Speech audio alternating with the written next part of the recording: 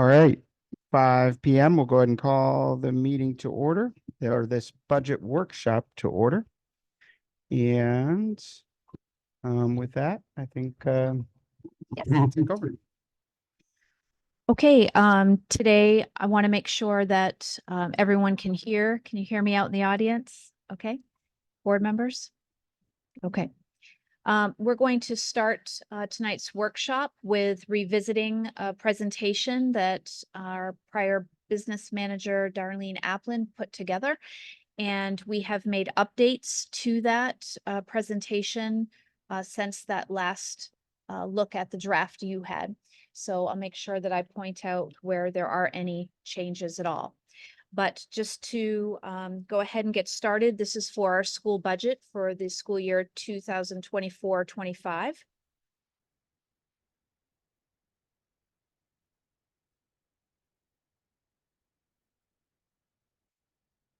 So let's talk just for a minute about what our budget actually is. Of course, our budget is a financial plan. And I really want to emphasize the word plan because as soon as we approve the budget, there are always going to be shifts in how money is spent. It's like any of our best laid plans. We think we know what we are planning for, but we also are very much with eyes open that things do change. You have emergencies, you have different needs with students or staff that you need to turn to. And so we'll certainly be prepared for that. This school budget will need to be accepted by the school board, and that is on your agenda later in tonight's work. It will cover from September 1st, 2024 to August 31st, 2025. And of course, our budget has 5 funds that you see listed here. The 5 funds are the general fund, the associated student body fund. We know that as ASB. We also have our debt service fund, our capital projects fund, and then our transportation vehicle fund. We'll talk about each of those tonight. Next, we have our enrollment because in Washington State, your budget is directly receiving revenue from the state related to enrollment.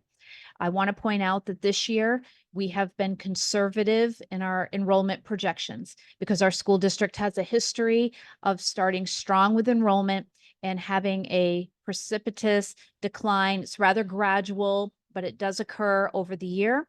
And so we have used our May 2024 enrollment numbers to project for next year.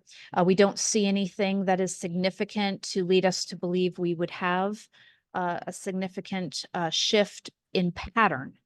I do expect that we'll see additional numbers in September for enrollment, but we'll probably see a drifting down over the year. So we want to be ready for that. Okay, let's talk about our budgeted revenues. These are state and local revenues.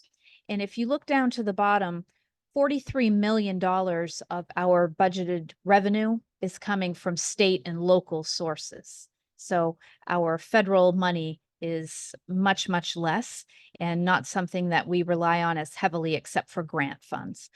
So as you can see here, we do expect to see the local levy come in next year with a bit of an increase that had been built in of 7.6 million.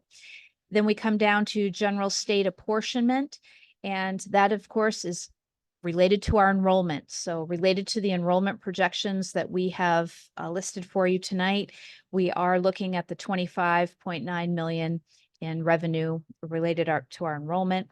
We also receive a little over $500,000 for special education apportionment. State forest funds, those are unpredictable funds. What I will say is that we are learning more and more about that, and we are hopeful that we will continue to have an increase in the number of funds coming in for the next 2 years, but that is dependent on sales in the plots, which Sequim School District would benefit. So we'll keep that being watched. State special purpose funding, you'll see the different amounts there for special education all the way to transportation. Transportation's allotment is updated actually once our school year starts. So we are working hard on building routes that we think will be supportive to our community, and we're hoping to increase our transportation revenue. Okay, we can move on to federal revenue. These are our primary grants that are flowing through our school district, including IDB, which is a special education dedicated grant, and then our title grants that come in for support all the way from student supplemental service for interventions and literacy or math needs, all the way to having professional development, Indian education. There are a number of grants that do come in. Child nutrition services. We are a school district that continues to strive to qualify for the Community Economic Provision CEP. We have received word that we are going to be qualified for that at Gray Wolf next year. So that would increase revenue coming to our school district for school nutrition through CEP programming. And we do still strive that all of our meals are free here in the school district. Federal forest dollars are predicted to come in next year, and those funds are quite flexible of all the federal grants. So we certainly look forward to those coming in. They do help us to have flexible spending where we might need it. And then you'll see private foundations and contracts. Our contracts are quite low in Sequim School District. We do provide contracted service to nearby Port Angeles. Okay. So you will see that our total budgeted revenues are coming in at $46,055,000, but total budgeted revenues with capacity is at $47,555,000. The difference between those two numbers is our built-in capacity, and we also build this in on the expenditure side. The reason that we do this is because we know that grant funds from sources such as, I've told you, we're applying for the grant for the tennis courts. We also received capital fund project award for the CTE Center. You need to budget to be able to accept that money and then expend it. So we're making sure we have enough capacity built into our budget for competitive grant funds that might flow into us. Okay. Any questions on revenue before we move on? I know there's $100,000 that you mentioned about that's coming Right through here. for forests. Did we get revenue for forests or this current school year? Yes, we did. It was a bit below $100,000, but we've been having that saved for projects. So this year we recognized that we needed to improve the playground, and this had the flexible funding to do that. Okay. So that's where we're working. We are hearing projections from the county that it may exceed $100,000, and we're hopeful, but there's just no certainty because of the way the sales work. That's up to the board, and the timing of those sales occurs not always in a predictable fashion. Okay. Thank you. Mhm. Okay. We'll move on to budgeted expenditures. So approximately 82% of our budget is spent on salaries and benefits, and that is typical. So we are well within the bounds of typical expenditures. You can see the different categories of salary and benefit expenditure listed here for certificated versus classified salaries. Supplies and materials are coming from MSOC, which is the materials, supplies, operational costs that are coming into our school district. And then we have contractual services that we expend for service we need to have in the school district, anywhere from services for students directly, sometimes they're therapeutic services, to services that we need logistically in our district. One of our contractual services is our school lunch program, travel, and then capital outlay. So you can see here that our total MSOC expenditures are 7.5 million. And our next slide will display more about that. But down on the total expenditures line, I'd like you to see that we have a total expenditure of 45,380,000, but we have built in that capacity on the expenditure side, just as we did for revenue, for any grant funds that may come in from the grants that we have outlying right now. And we also give ourselves room in case we have to have expenditures for unexpected things, staffing, student needs, any type of emergency that we might have.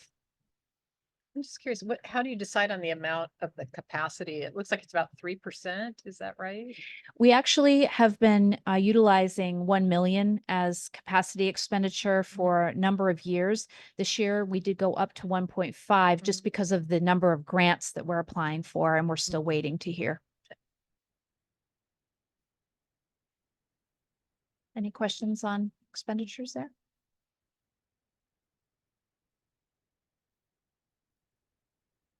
Okay, so this next slide shows the balance of the revenues and expenditures. And you can see that we are in a position of spending less than we will receive. So that's positive, of course. And that's about a $755,000 difference.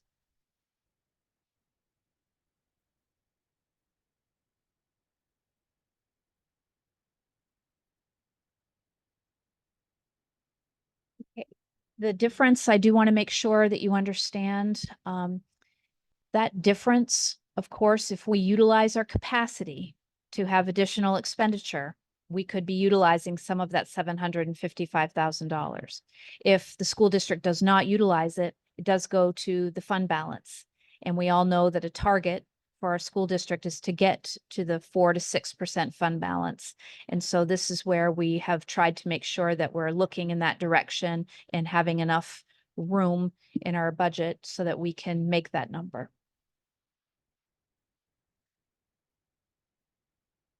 Okay, we can go on.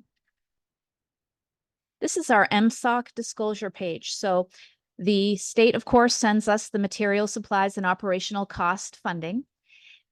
There is a determination every district must do to show that you are actually expending at least $1 more than the state is sending you for MSOCs. And as you can see, our school district will be spending well in excess of one additional dollar, $557,000 on materials, supplies, and operational costs. And I think we've talked before about what some of these operational costs are, and the amount of apportionment to address those needs obviously is at a deficit. Any questions on that before we move on?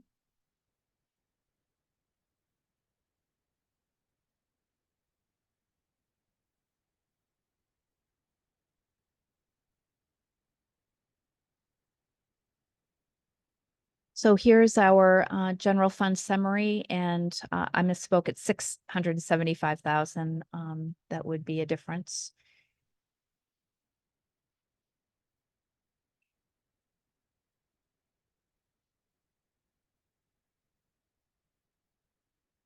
Okay. So here's where we discuss the projection of fund balance going through the end of next year. So I'll walk through this slide and we should discuss it so that you feel as though we are working toward the target that you expect for fund balance. So our estimated beginning fund balance on September 1st is projected to be 1.4 million. And we are projecting that. Please remember, we still have the rest of July and August to be making expenditures on our school district budget. We, by this time, have a very good handle on most expenditures that will be coming out, so we can project well, but it still is what it is. We need to make those final payments. We do see in what you just walked through that $675,000 is expected to be available in revenue at the end of the year. So that would go toward our fund balance. And so it brings our estimated ending fund balance to 2.1 million for August 31st, 2025. Okay. Our expectation to be at the 4% minimum would be 1.875 million next year. We would have this total at 2.1, which would exceed the 4% and put us in target range for eventually getting to 6%. It doesn't get us there yet, but I want you to see that we'd be making headway. Okay, so let's just sit here and talk about that a little bit. Is this going in the direction that you prefer?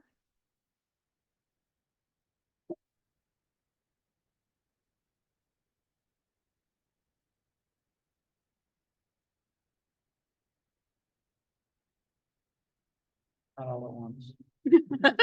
No, that looks like very significant progress, considering the, the tight conditions that we're still operating under. So that seems like a reasonable compromise. How would this compare to last year's budget in terms of, I mean, sounds very optimistic and it sounds really like we're on the right path, but things do get in the way and things do prevent the kind of savings that we hope for. So I guess I just like a sense of how, are we being outrageously optimistic or are we being really sensible about what the fund balance will be like? I think this year's budget is better prepared, and this is why it is. We made some very hard decisions this spring, and you supported that we moved into a spending freeze starting in February, and then we made necessary reductions that we did reduce in the prior year as well, but this year we went to a different degree, and it put us in a position of recognizing that we had such a vast distance to make. So I feel like this budget actually is much more well prepared to make that distance. And last year we didn't have as much distance that we made. So. And we had the issue with the enrollment, which it Yes. sounds like you're also doing more to account for that. Correct. Attrition. And we still had, for last year's budget, we still had ESSER funds we were playing with, right? We did have ESSER funds. I will say that I think the way our business office came with a recommendation was to really avoid having personnel in our ESSER funds to such a great degree. As you recall, there were about 5 or 6 positions that we did have to either reduce or find a different way to fund them. But this budget has accounted for that.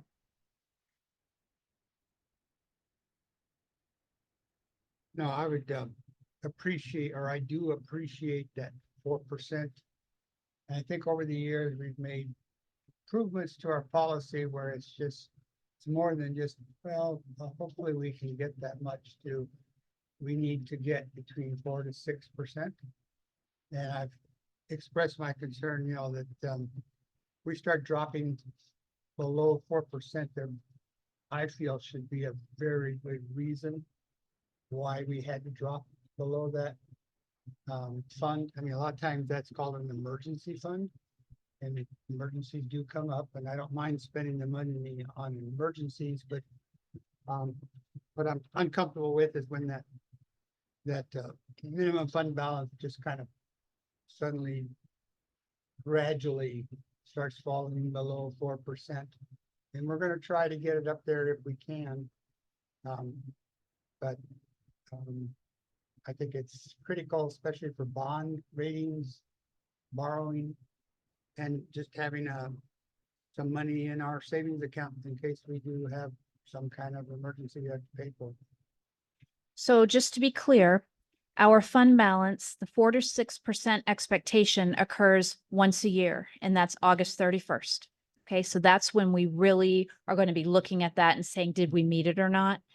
But what we really also need our fund balance for is cash flow. And I want to point out to you all that because of the number of grants that our district is going after, and we're being relatively successful mean, $5 million, quite successful, Mhm. but you have to have the cash flow in your coffers to pay upfront and get reimbursed, because that's how all these major grants work. Also, there are several grants that have matches.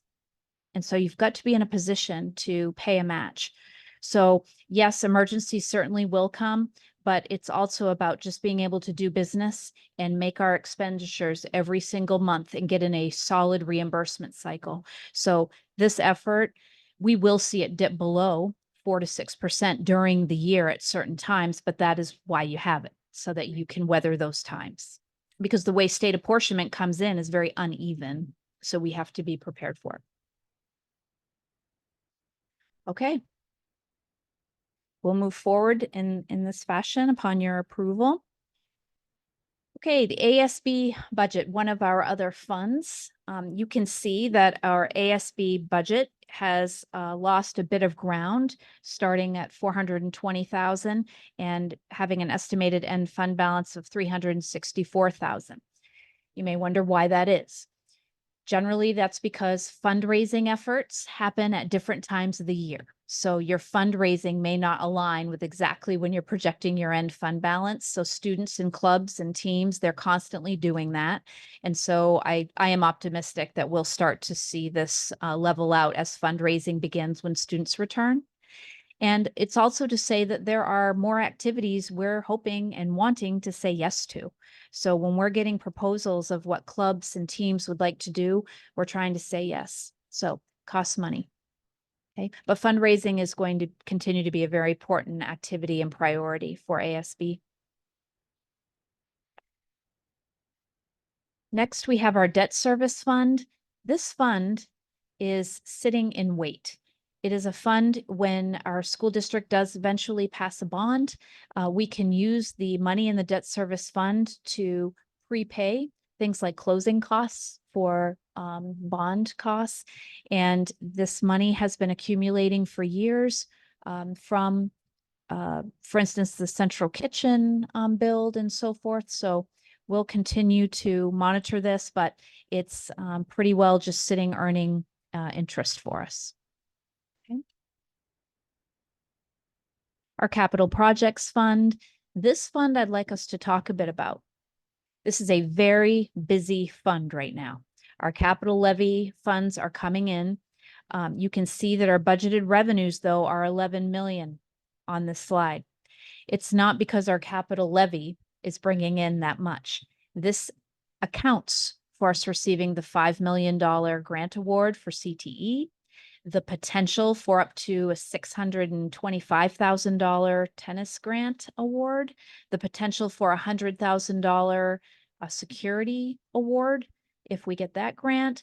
So we need to make sure we're building all of those potential expenditures and revenue in case we get it. This way, we don't have to do any type of budget adjustments. We've already accounted for it. But remember, a budget is a plan. So. And if those grants don't come through, then we have to adjust, right? I mean, the We other just wouldn't have direction. the Yeah. expenditure nor the revenue. So this plan would look like it didn't come to the full fruition, but at least we're ready for it if it does. And then a substantial amount of this, of course, is our capital levy. And we are in full expenditure mode now. We've got so many projects. You're going to hear about those tonight from Director Santa. So it's going well.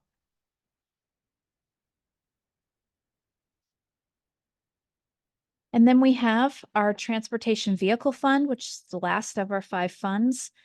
We do have the estimated fund balance at 1.4, and we are looking at a plan if we were to expend all of the fund on buses. We don't intend to do that most likely, but you never do know when you have a planned purchase for a couple of buses, say, and then you have a bus that gets in an accident and you need to have a new bus. You need to have your expenditure side ready and your revenue side ready. So that's what we've done. And each year we do this and it shows that we'll spend it right down to bare minimum, but that's not our plan. We work off a depreciation schedule for bus purchasing. So we only purchase buses when they've come off a depreciation schedule so that we can start anew and keep that cycle going. So we do anticipate purchasing 2 buses in the coming year.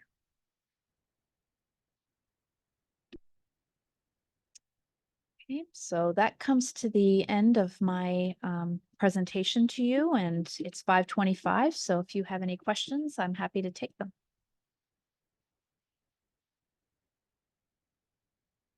Are the two buses that we're planning on purchasing of the internal combustion engine variety? Yes, they are. This is because we continue to work toward grants for charging infrastructure. And one thing that we have come to know is that our infrastructure at transportation to be able to receive the charging infrastructure, the PUD has not yet sufficiently told us that we can, but we still are looking for those grants. We also did receive a grant last year, you may recall. But the grant was adjusted so that it would not pay for the full infrastructure implementation. It was for the equipment to do so. So we're still working with them to determine what they can do. But we are absolutely looking into electric buses.